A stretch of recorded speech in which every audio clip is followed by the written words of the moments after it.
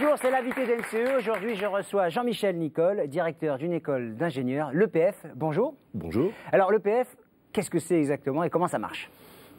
Alors l'EPF, c'est une vieille école française puisqu'elle a été créée en 1925 par une femme, à l'époque où les femmes n'avaient pas accès aux formations d'ingénieurs.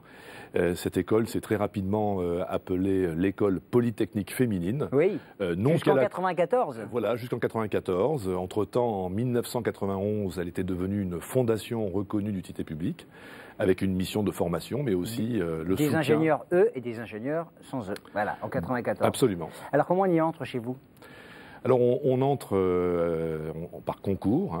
Ce concours d'ailleurs va changer dès l'année prochaine puisqu'un nouveau concours Avenir, concours Avenir. Oui, c'est vrai qu'on peut rappeler une vraie actualité. 5 écoles se sont regroupées, des écoles accessibles, 4 écoles qui recrutent après bac. Après le bac, absolument. En quelques mots, Centrale X, c'est sur prépa. Il y a des écoles qui recrutent sans prépa, c'est le cas de l'EPF. Voilà, les prépas sont intégrés en réalité, donc, puisque le cursus est un cursus en 5 ans, avec un cycle généraliste qui dure entre 2 et 3 ans selon les écoles, et puis ensuite un cycle ingénieur de 2 ans. Alors qu'est-ce qu'on y apprend ? Alors, à l'EPF en particulier, la vocation est de former des ingénieurs généralistes. Alors, c'est une famille d'ingénieurs un peu particulière, puisque l'objectif est de permettre à ces jeunes qui rentrent à l'EPF de découvrir tous les domaines de l'ingénierie et de se déterminer très tardivement. Des ingénieurs généralistes qui se spécialisent vers la fin, c'est ça ? Voilà, absolument, capables de suivre une entreprise qui va elle-même évoluer dans le temps, capable d'adopter de nouvelles fonctions, nouvelles responsabilités dans des espaces très différents. Alors, juste un mot sur l'EPF, vous avez gardé votre spécificité. Je crois qu'il y a 40% de filles encore, là où dans les écoles d'ingénieurs, c'est 14%. Alors 14%, c'est peu, 40%, c'est bien. Voilà, donc c'est l'école où il faut être en fait. C'est une école qui a une particularité, elle est dans la cité, elle est dans un espace qui est un espace très très privilégié.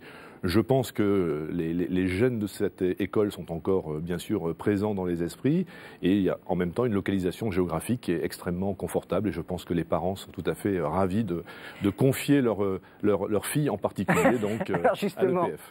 Qu'est-ce que ça change pour les étudiants, mais qu'est-ce que ça change plus généralement d'avoir plus de filles dans une école d'ingénieurs ?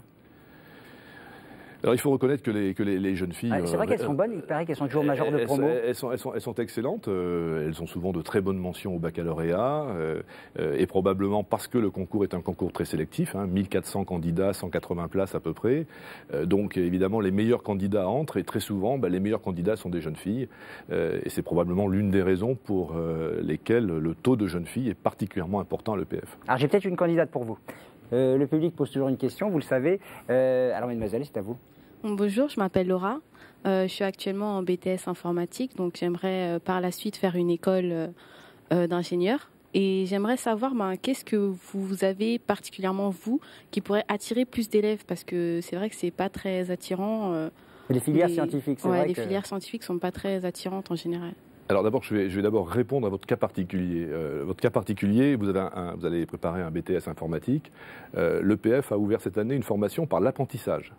Et typiquement, donc, nous recrutons des étudiants qui ont un bac+2, dont des BTS informatiques ou des DUT, qui vont intégrer donc un cursus d'ingénieur en 3e année et qui, donc, en 3 ans, vont obtenir le diplôme d'ingénieur. Ça, c'est fait pour l'année prochaine, d'ailleurs. Voilà. Vous savez où vous allez, d'accord ? Et vous êtes une jeune fille, nous serons particulièrement ravis de vous recevoir. Alors, justement, parce que beaucoup de jeunes filles se détournent des filières scientifiques. Ouais. Beaucoup de jeunes se détournent des filières scientifiques, pas en France, mais dans le monde entier. C'est un phénomène mondial, si je puis dire. Pourquoi ? Alors que visiblement, ils se placent bien. On a une vie de campus plutôt agréable. On fait des stages à l'étranger. On est placé dans les grandes entreprises.